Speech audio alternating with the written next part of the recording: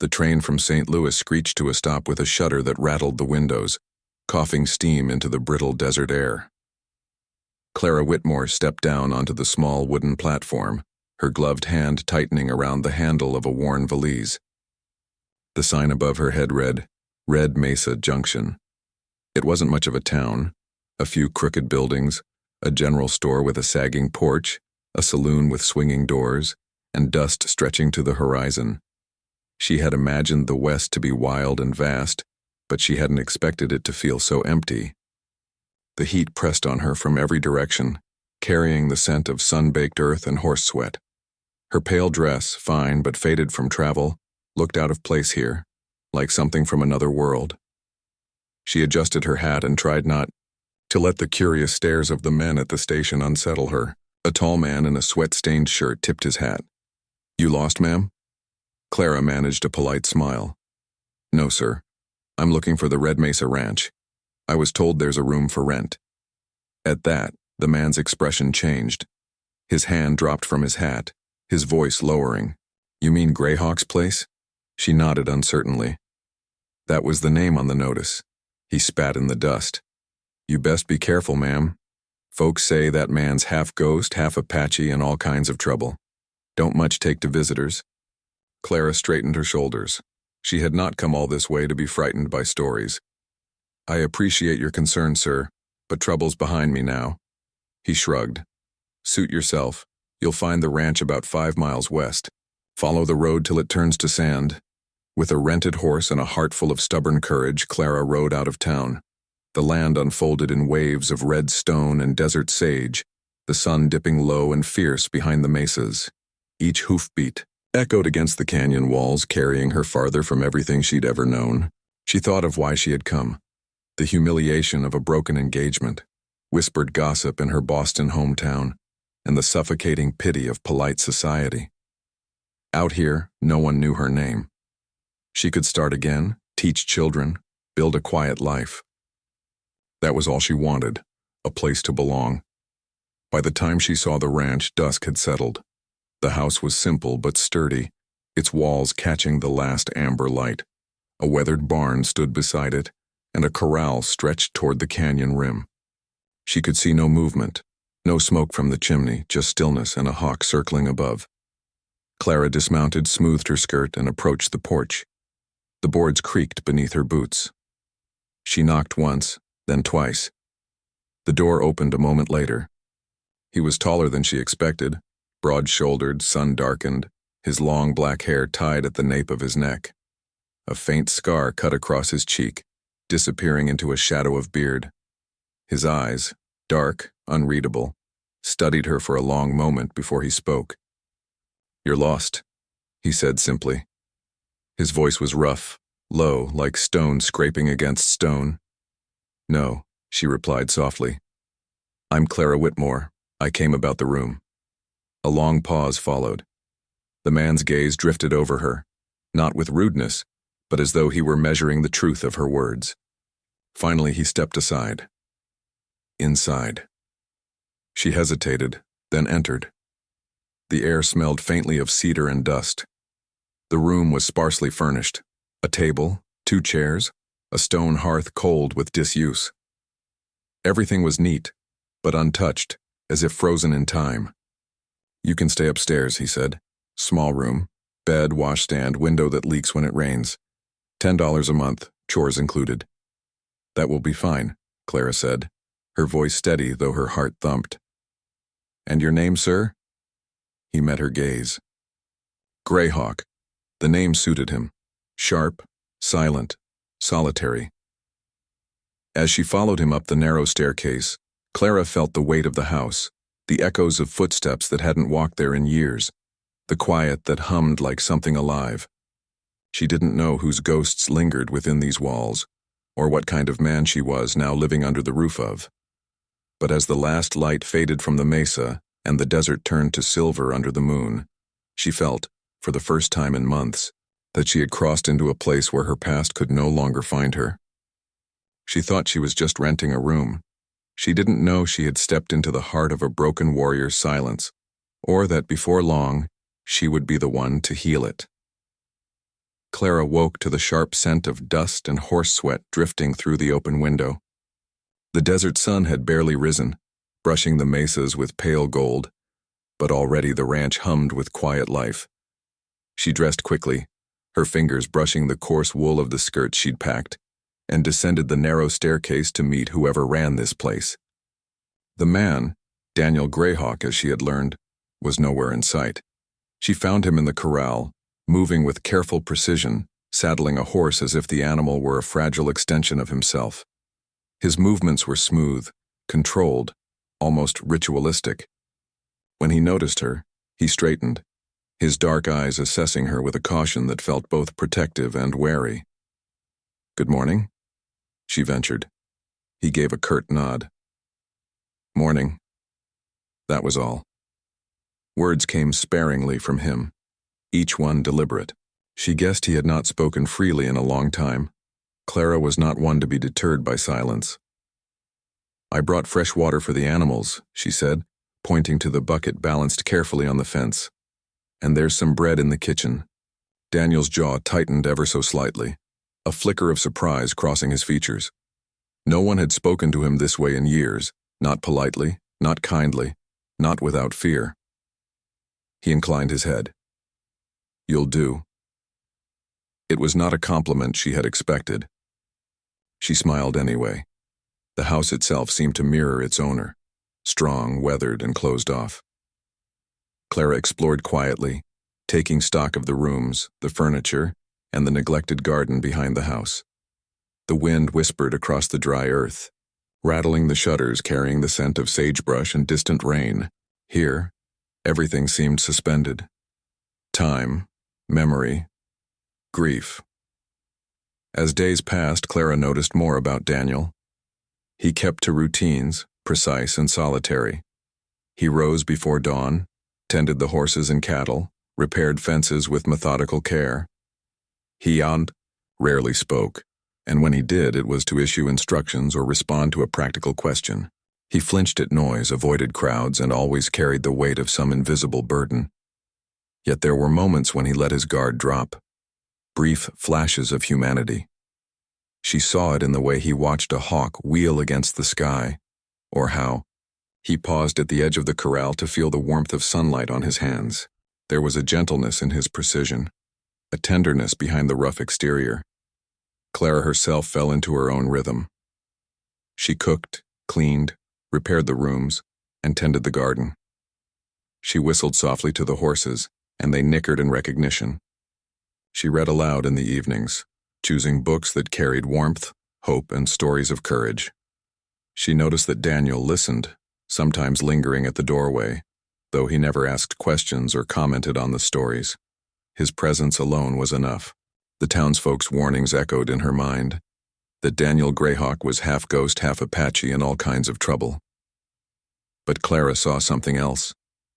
She saw a man wounded by loss, isolation, and prejudice, a man whose strength had been forged in pain.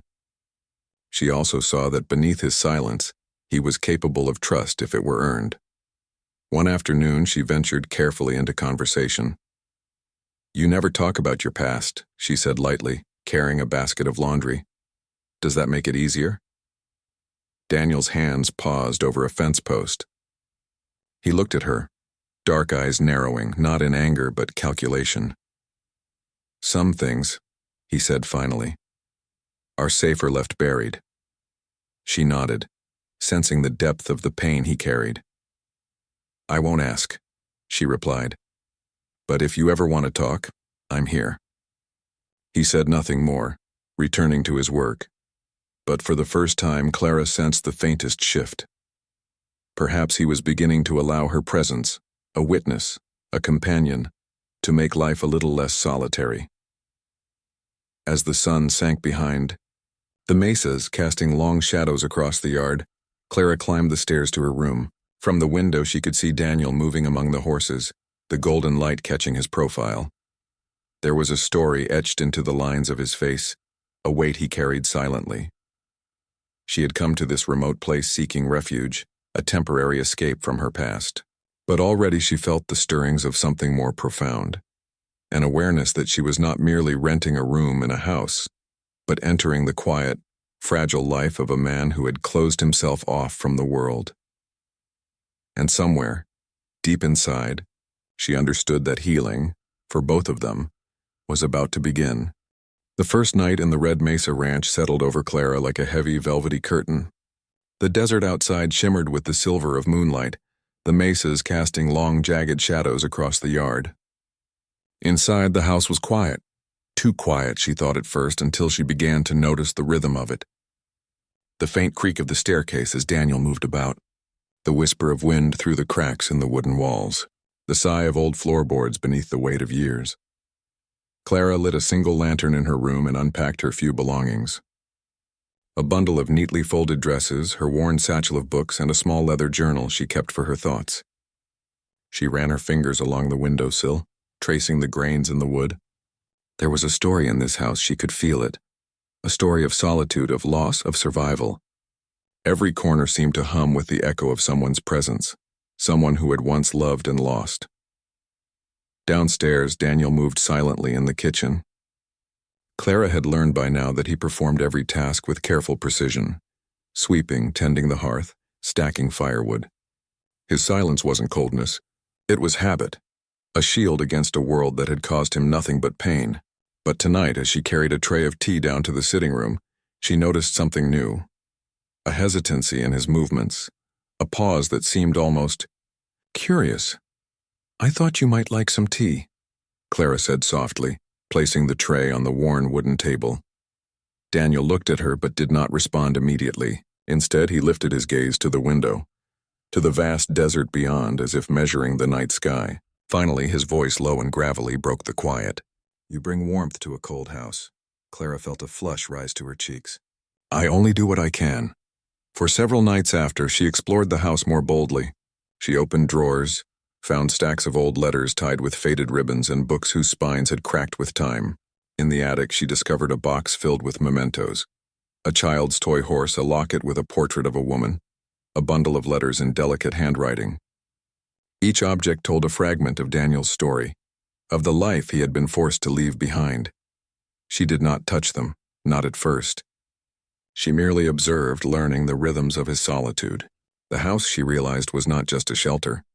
It was a vessel of memory, holding everything Daniel had lost. His family, his love, his trust. It was as much alive as he was, breathing quietly through the creaks of the floorboards and the scent of cedar and dust. One evening, she heard him pacing the hallway above, muttering words she could not understand. She paused, her heart tightening. For the first time, she wondered what demons haunted him, what battles he had fought alone. She wanted to help, but she knew better than to force her way into his past. Instead, she began small. She swept the floors, polished the hearth, and hung curtains she had sewn from the fabric she brought. Slowly, the house responded. The rooms felt warmer, the air lighter, the shadows less oppressive. Even Daniel seemed different, not less guarded, but less burdened, as if her presence reminded him that life could exist beyond pain. At night, Clara would read aloud, her voice carrying through the hallways, over the silent furniture into the corners where memories lingered. Sometimes Daniel would step quietly to the doorway, leaning against the frame, listening. He never commented on the stories, never asked questions, but she could see the change in his posture, in the way he lingered just a little longer before returning to his work. The house was becoming more than shelter. It was a sanctuary. And in that sanctuary, Clara realized something profound. She had not merely rented a room. She had entered the private world of a man who had shut himself away from life, and in doing so, she had begun to weave threads of light and hope into the shadows of his existence. Outside, the desert winds whispered through the night. Inside, the Red Mesa Ranch began to breathe again, not just with the presence of its master, but with the quiet, steady heartbeat of a woman who had come to heal it. Clara lay awake that night, listening to the house, to the desert, to the faint, rhythmic breathing of the man whose life she had entered. She didn't yet know the full measure of the pain he carried, nor the depth of the love that was slowly taking root between them, but she understood with absolute certainty that the house, and the man within it, would never be the same again. The desert has a way of reminding travelers that it is untamed, relentless, and merciless. Clara learned this on the third week of her stay at Red Mesa Ranch. The sky, a brilliant blue that morning, darkened by afternoon into a bruised canvas of gray and indigo. Winds rose, scattering sand across the yard and rattling the shutters with a force that shook the old house to its bones. Clara was in the kitchen, kneading dough for bread, when the first crack of thunder split the sky. She froze, flour dusting her sleeves, and looked toward the window. Dust swirled in great angry clouds across the mesas. A storm was coming, and it was not one to ignore. Daniel was already outside, his wide-brimmed hat pulled low, reins in hand. He was moving swiftly, checking the animals, securing the barn doors. Clara followed him, heart pounding, carrying buckets of water for the horses. His presence was calm, controlled, but she could see the strain in the lines of his face, the way his hands flexed around the leather. "You should stay inside," he said, his voice rough against the rising wind. "I'm helping," she called over the gusts. Daniel hesitated for a fraction of a second, then nodded. "Keep close." For the next 3 days, the storm battered the Red Mesa Ranch. Rain slashed across the desert in sheets. The wind howled through the cracks, and the old house groaned under the pressure. Cut off from the outside world, Clara and Daniel found themselves confined together in the main room. At first, silence dominated, punctuated only by the occasional crash of a branch against the roof or the urgent whinny of a horse in the corral. By the second night, Clara could no longer contain her curiosity. She sat near the fireplace, watching Daniel as he paced, muttering in a language she did not understand. She had noticed it before, curious words he whispered under his breath, almost like a prayer or a curse. "Daniel," she ventured softly, careful not to startle him. He paused, eyes distant, then met her gaze. "Do you ever speak of your past?" she asked, her voice trembling slightly against the storm. For a long moment he said nothing. The wind whistled through the chimney, a mournful echo in the empty house. Then slowly he spoke, not all at once, but in fragments, as if each word cost him something. "My family. My blood. Both sides abandoned me. I lost everything that mattered." His voice cracked, low and hollow, carrying the weight of years. Clara listened, heart clenched as he recounted in sparse detail the battles, betrayals, and heartbreaks that had brought him to this solitary place. She did not interrupt. She did not judge. She merely sat beside him, letting her presence be the anchor that held him as he confronted memories he had long buried. For the first time, Daniel allowed the walls he had built around himself to tremble, to leak, to break in small, painful cracks. By the third day, the storm began to ease, leaving the desert drenched, glimmering, and quiet. The sky cleared, revealing mesas etched in the warm glow of sunset. Clara and Daniel stood on the porch together, surveying the transformed landscape. The air smelled of wet earth and new beginnings. "I haven't told anyone that in years," Daniel admitted, his gaze fixed on the horizon. "Not anyone. You listened." Clara touched his arm lightly. "That's what I'm here for. Not to fix you, not to judge, just to be here." For the first time since she arrived, she saw the faintest softness in his eyes, a hint of trust that had not existed before. The storm had passed outside, but inside, something older and more enduring had shifted. Walls were crumbling, shadows retreating, and somewhere deep within Daniel Greyhawk, the first fragile stirrings of hope were taking root. As the sun dipped behind the mesas, bathing the desert in a warm glow, Clara realized that the storm had not only cleansed the land, it had cleansed something within the walls of Red Mesa Ranch, and within the man who had long carried the weight of a world too cruel to forgive. She thought she was just renting a room. But she was beginning to understand that the room and the house was becoming a sanctuary for two broken souls. After the storm, the desert seemed to breathe again. The mesas glowed in the morning sun. The wind softened to a whisper, and the ranch, once weathered and battered, stood firm, alive with possibility. Clara noticed the subtle changes first. The way Daniel moved among the animals with less tension in his shoulders. How his hands lingered over the saddle or the reins just a moment longer, as if he were rediscovering the joy in routine. Clara, too, was settling into the rhythm of the ranch. Each morning she fetched water, tended to the small garden behind the house, and repaired what she could. The wildflowers she planted flourished in the rich, rain-drenched soil, spilling color over the otherwise red-brown landscape. She found satisfaction in small things. A window polished until sunlight danced across the floor. A loaf of bread perfectly baked. A fire that crackled warmly through the chilly desert night. Daniel began to notice. At first it was subtle. A quiet nod when she set the breakfast table just so. A rare smile when she returned with a fresh basket of laundry. He did not speak of gratitude. His pride would not allow it.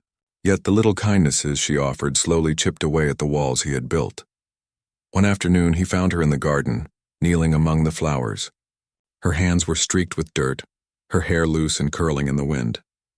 "You've done well here," he said quietly, startling her. His voice carried a gentleness she hadn't heard before. Clara straightened, brushing her hands on her skirt. "The house, the land. It responds to care. It just needed someone to notice." Daniel leaned against the fence, eyes distant. Most people would have left after the storm. Few would stay. "I like it here," she replied, meeting his gaze. "It's quiet, honest. It feels real." In the weeks that followed, their interactions grew warmer, though still unspoken in many ways. He taught her to ride properly, to read the subtle signs of the wind, to understand the moods of the horses. Clara in return shared her voice, reading aloud in the evenings, her words weaving stories of hope, love, and courage into the quiet of the ranch. Daniel would stand at the doorway, silent, listening, sometimes drifting closer to the fire or the piano she had uncovered in the main room. He never asked questions, yet the time he spent near her was acknowledgement enough. The townsfolk began to notice a change in him as well. Daniel Greyhawk, once feared for his silent intensity, now walked with a steadier gait when he entered town, a softer expression on his face. Children waved and he inclined his head in response, subtle but genuine. It was as though Clara's presence, her steady acts of kindness, had begun to reshape not only the ranch but the man himself. Evenings were their quietest, most intimate times. Clara would sit by the fire, stitching a curtain or reading a passage aloud. Daniel, after completing his chores, would quietly join her, a mug of tea in hand. There was no rush to speak of the past, no need to fill the spaces with words. The comfort of presence, the unspoken understanding, became the foundation of a trust neither had expected to find. One night, as the desert sky blazed with stars, Daniel finally spoke in a way that felt like permission rather than confession. "I had forgotten how it feels, to have someone near without fear." Clara looked up from her stitching, her fingers frozen mid-thread. "Fear?" she asked softly. "Of being seen, of being understood?" "And still left," he said, his eyes tracing the lines of her face. "You make it easier." Her heart swelled, though she kept her expression calm. Small kindnesses, she realized, were more than acts. They were bridges. And slowly, through bread baked, flowers tended, and stories shared, Clara had begun to cross the chasm of Daniel's solitude, one quiet moment at a time. By the end of the week, the house was no longer just a shelter, nor Daniel just a silent figure moving through its halls. Together they were building something new, a rhythm of trust, a pulse of life, and a tentative hope that perhaps broken things could be mended, if only gently and with care. The morning air was crisp, carrying the scent of sun-warmed sagebrush and the faint tang of horses. Clara had risen early as usual, humming softly while preparing breakfast. The ranch felt alive with the gentle rhythm of chores and routine, a harmony she had come to treasure. Daniel was already outside, checking fences and the livestock, moving with the ease of a man fully at home on his land. Then the rider appeared. At first, Clara thought he was just a traveler, but the hard leather of his boots, the crisp uniform beneath his dust-streaked coat, and the stern expression told a different story. He reined his horse in front of the porch and called out, his voice carrying authority. "Daniel Greyhawk?" Daniel's hand paused mid-motion on a fence post. His dark eyes met the rider's, cautious and wary. "Yes," the man dismounted, handing over a folded piece of paper. "An urgent matter. You're requested by the U.S. Army. A group of outlaws has been sighted near Apache lands. They require someone with your skills." Daniel's jaw tightened. He did not take the paper immediately, his gaze flicking toward Clara, who stood in the doorway, quiet but attentive. Her heart sank. She had known this day might come. The world outside this sanctuary could never forget him. But seeing the summons in his hands, knowing it would pull him back into danger, made the quiet hope she had nurtured feel fragile. He unfolded the letter, reading it in silence. The words were short, precise, but the meaning was unmistakable. He had fought before, bled before, and lost before. He knew the men who had terrorized the Apache lands. And now they were back. Clara stepped closer. "Daniel." Her voice was soft, careful. "You don't have to go. Not for them." He looked at her, and for the first time she saw a flicker of anger and pain in his eyes. "I do," he said, voice low but steady. They killed my brother. Years ago. I swore I would not rest until they were stopped. But what if they take you? What if they—" Her voice faltered. She did not finish the thought, but Daniel understood. The risk was great. His life, already scarred by loss, was not meant for such recklessness. "I must," he said simply. There was no bravado, no boast. Only the quiet, resolute weight of a man bound by honor and memory. "You need not worry. I will return." Clara wanted to protest, to argue, to beg him to stay. But she knew better than to try to restrain a man driven by duty and vengeance. She nodded slowly, swallowing the fear in her throat. "Promise me. Promise me you'll be careful." He hesitated, then placed a rough, calloused hand over hers. "I promise," he said, and in that brief touch, she felt the connection that had grown between them. Fragile, unspoken yet undeniable. The rider waited, and Daniel mounted, the weight of years and grief evident in his posture. He gave Clara a long, steady look, an acknowledgement of what he was leaving behind and what he hoped to return to. Then with a nod he rode out across the red earth, the dust rising behind him like a fleeting shadow of the life he had built here. Clara returned to the house, her hands trembling as she set down the breakfast she had prepared. She could hear the desert breathing outside, the wind sweeping through the mesas, carrying the faint echoes of Daniel's departure. She felt the emptiness left in his absence, sharp and immediate, yet beneath it was a strange sense of faith, the belief that he would return, that the bond they had begun to form would not be broken by distance or danger. All day, Clara moved through the ranch in a quiet, deliberate rhythm. She tended the garden, repaired fences, fed the animals, each task a small act of resistance against the fear gnawing at her.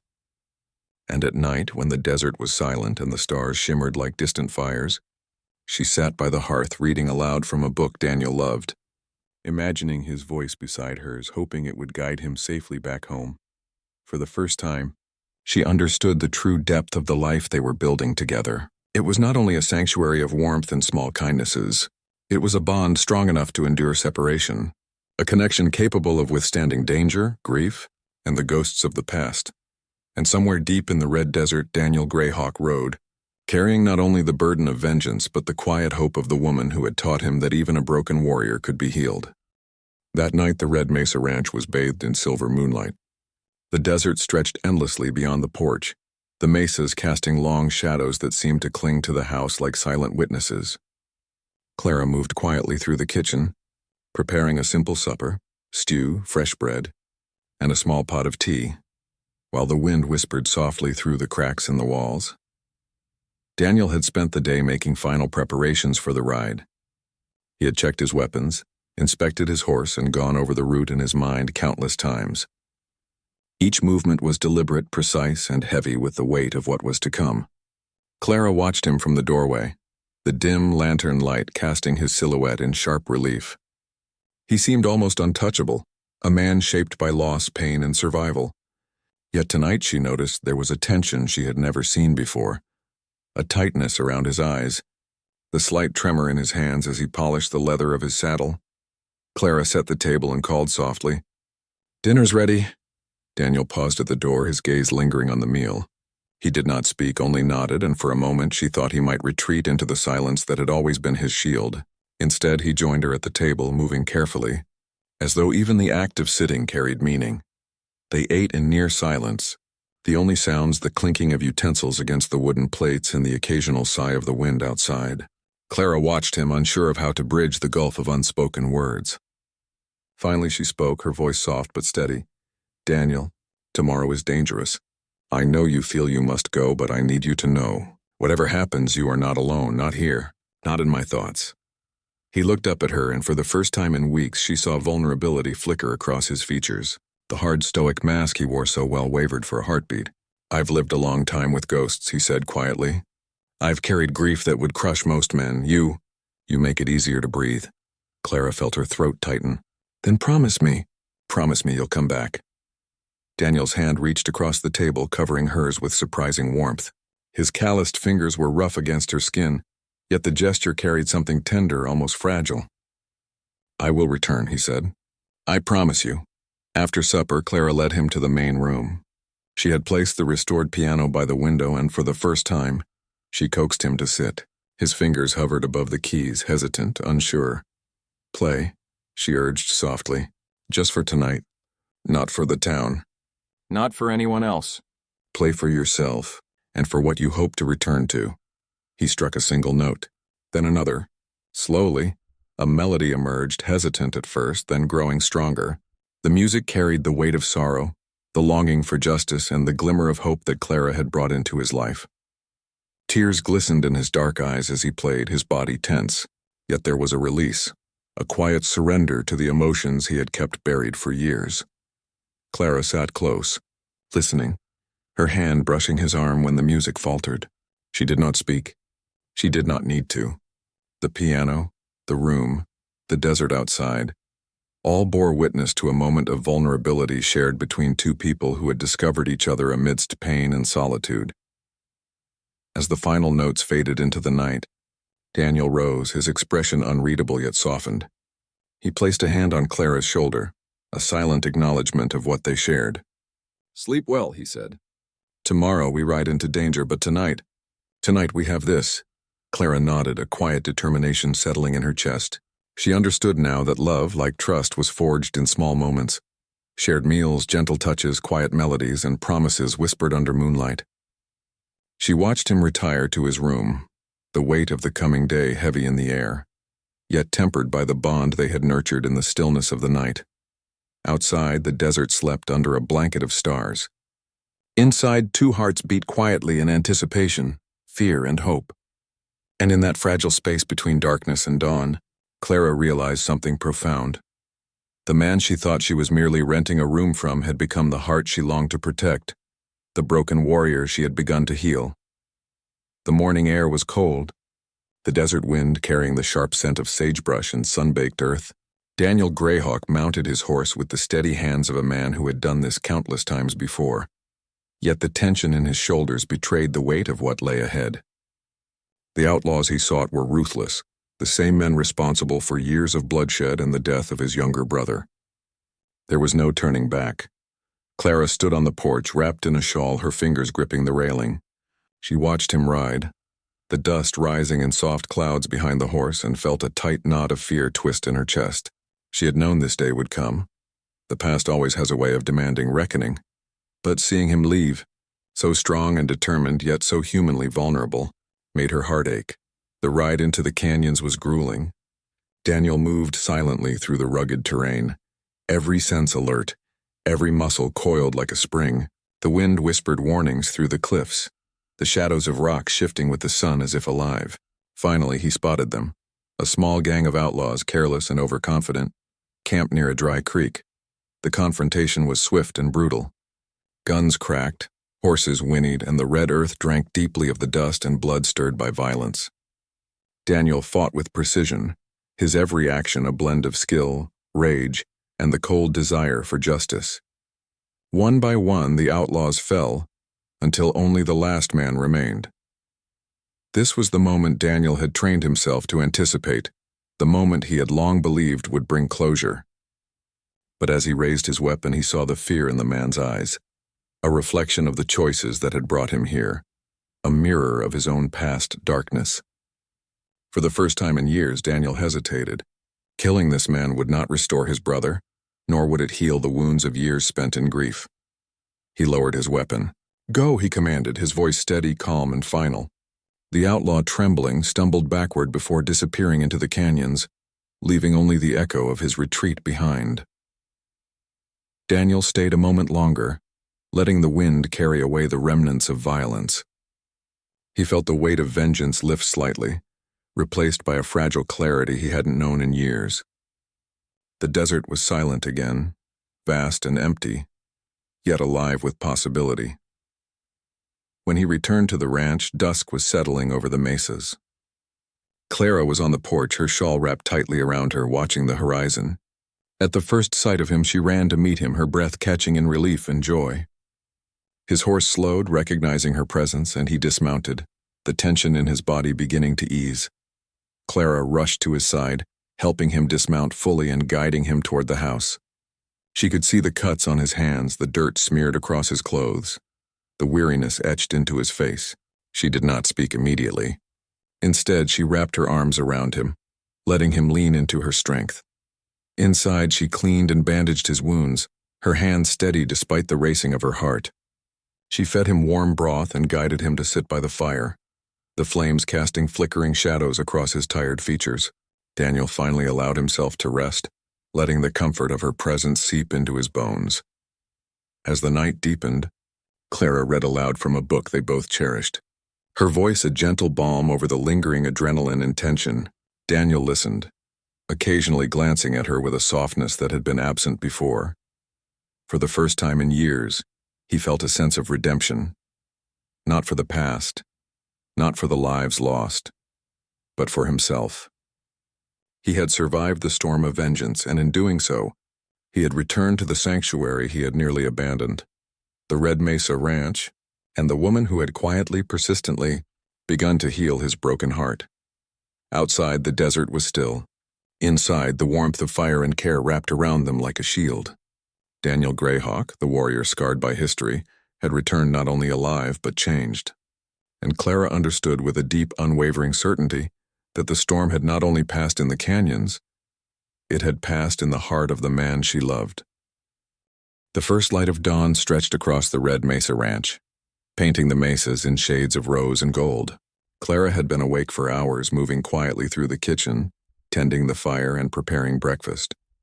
Every rustle of wind through the desert, every distant call of a bird, made her heart race, her mind half expecting Daniel to appear at any moment, dusted with dirt and fatigue, his horse trailing behind.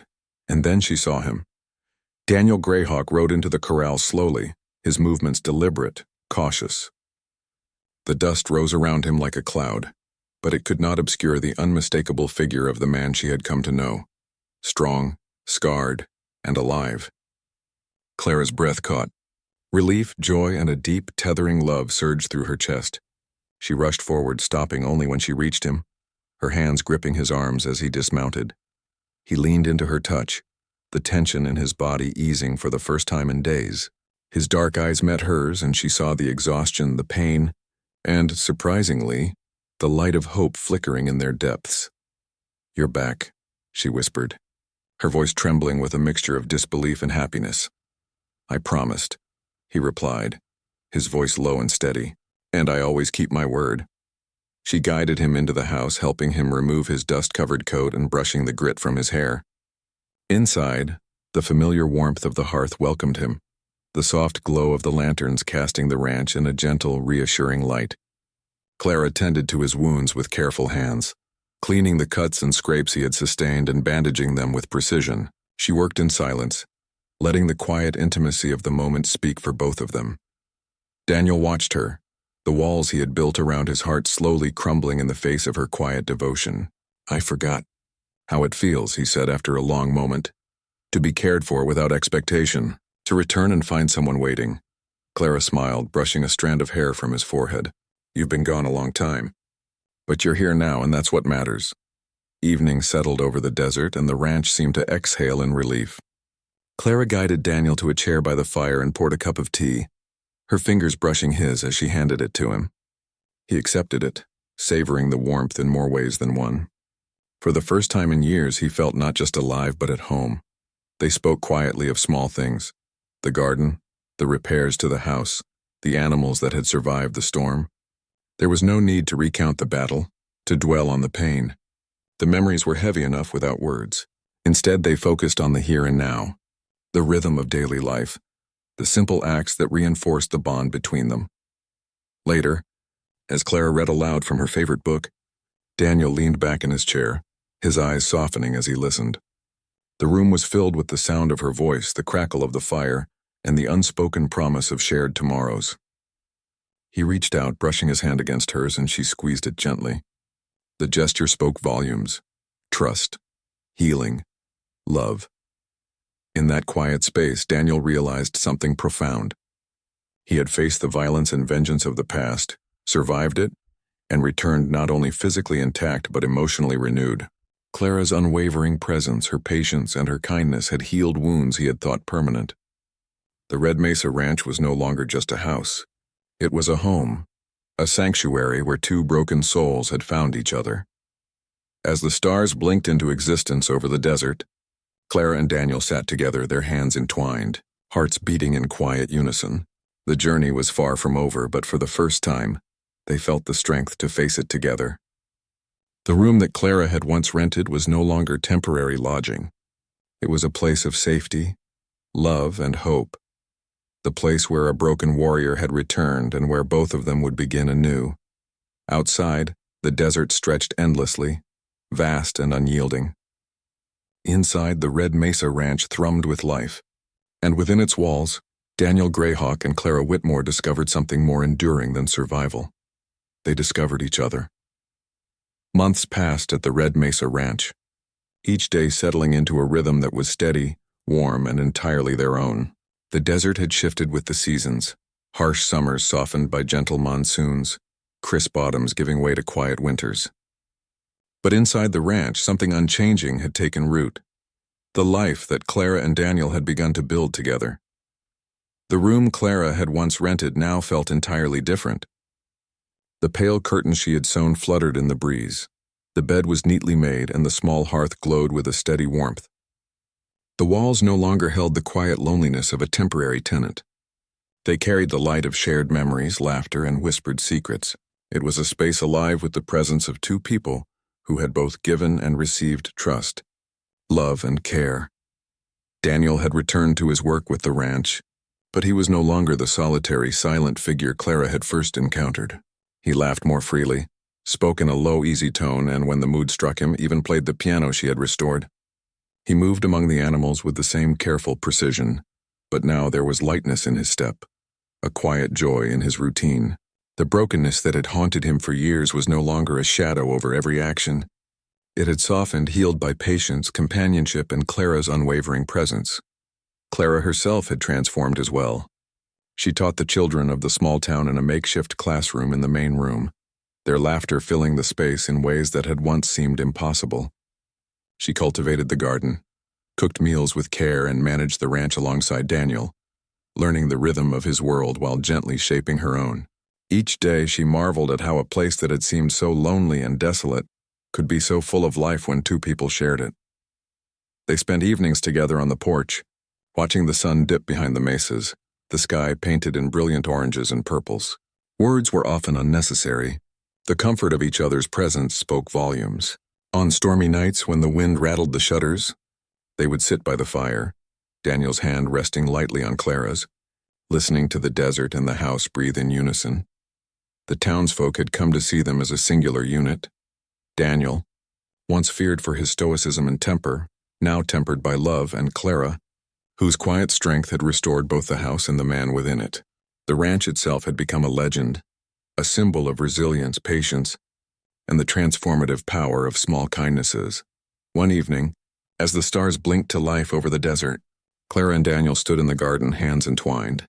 The air smelled of sage and flowers, warmed by the last rays of the sun. Daniel glanced at her, a softness in his eyes that had been absent for far too long. "This place," he said, voice low. "It isn't just the ranch anymore. It's home. Because of you." Clara smiled, resting her head against his shoulder. "I thought I was only renting a room," she said quietly. "I didn't know I would be building a home or helping someone find theirs." Daniel kissed the top of her head, a promise and a gratitude wrapped into one simple gesture. "You've done more than that," he said. "You've healed me. You've made me whole." The room they had once thought of as temporary lodging had become the heart of their shared life, a sanctuary, a witness to love, forgiveness, and the quiet miracles of trust. It held the echoes of laughter, whispered stories, the music of the piano, and the warmth of fires long burning. It was more than wood and stone. It was the embodiment of two souls finding each other, and the beginning of a life neither of them had dared to imagine. Outside, the desert stretched endlessly, vast and eternal. Inside, the Red Mesa Ranch hummed with life. And within its walls, Daniel Greyhawk and Clara Whitmore had discovered something far more enduring than survival or shelter. They had discovered home,